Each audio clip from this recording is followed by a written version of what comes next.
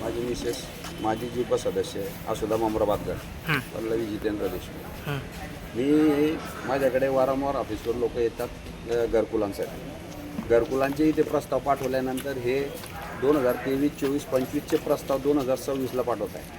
आणि यामध्ये हे कर्मचारी हलगर्जीपणा करताय आणि यांच्यावर अधिकाऱ्यांचा अंकुश नाही. एकादुक लाभार्थी आला त्याला 2-2 तास तत्काळात ठेवणं, बसवणं. आता रमाईचे जे प्रकरण होते ते तालुक्याचं उद्दिष्ट आहे 175चं. 175मधून 149 मंजुरी झाली. उर्वरित जे बाकी राहिलेले होते त्यांचा प्रस्ताव यांनी न पाठवता इतर तालुक्याचे प्रस्ताव घेऊन ते मंजूर करून दिले आणि म्हणतात तो आज तुमचं टार्गेट पूर्ण झालं. मग 175चं उद्दिष्ट असल्यानंतर तुम्ही 149च का मंजूर केले? आणि काही लाभार्थी असे की दुसऱ्याच्या घरासमोर फोटो काढून ते फोटो हे पंचायत समितीला पाठवून त्यावर डबल, आता हे 4 लोक आहे, 4 लोकांचे रमाईचे घरकुलं डबल मंजूर झाले. मग हे डोळे लावून काम करताय का? हां, आणि तिथले ग्रामसेवक झोपले का? ग्रामसेवकांचं काम नाही का गावामध्ये जाऊन की याचं घरकुल मंजूर झालं आहे की याचं बांधकाम किती झालं आहे, काय झालं?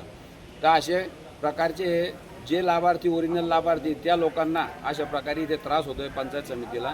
तर मी आता इथून कलेक्टर ऑफिस आणि CO मॅडम आणि DRDG साहेब यांच्याकडे लिखित स्वरूपाच्या तक्रारी करणार आहे. कारण वारंवार इथे कर्मचारी उडीची उत्तरं देतात.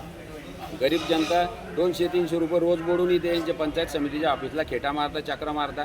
आणि ज्या कागदपत्राची पूर्तता पूर्ण झालेली असल्यावर सुद्धा त्यांच्या प्रस्ताव हे लेट पाठवता आणि नंतर सांगता मुदत संपली, टार्गेट झालं. मग आता 175चा टार्गेट होतं रमाईचं, तुम्ही 149 पास केले, उर्वरित घरकुलं तुम्ही का पास करत नाही असं माझं म्हणणं आहे. आणि इथले कर्मचारी पार्सलिटी करता. आणि ग्रामसेवकांचा माझा एकच रोष आहे, जळगाव तालुक्यामध्ये 75 ते 80 गावं आहे. हे सकाळी 10 वाजेला जातील, 11 वाजेपर्यंत रिटर्न येतील. यांना तिथे ऑफिसला थांबायला पाहिजे. गोरगरीब जनता पंचायत समितीला येते की भाऊसाहेब तुम्ही कुठे? तर भाऊसाहेब सांगता मी आत्ताच असू देऊन जळगावला आलो, पंचायत समितीला माझी मीटिंग चालू आहे प्रांत ऑफिसला, आणि हे इकडे फिरत असतात. तर हा माझा रोष आहे आणि मी यांचे स्वरूपाची लेखी तक्रारी करणार आहे. पहिला मुद्दा या अधिकाऱ्यांचा यांच्यावर अंकुश नाही राहिला आहे. या अधिकाऱ्यांची मी चौकशी लावणार आहे.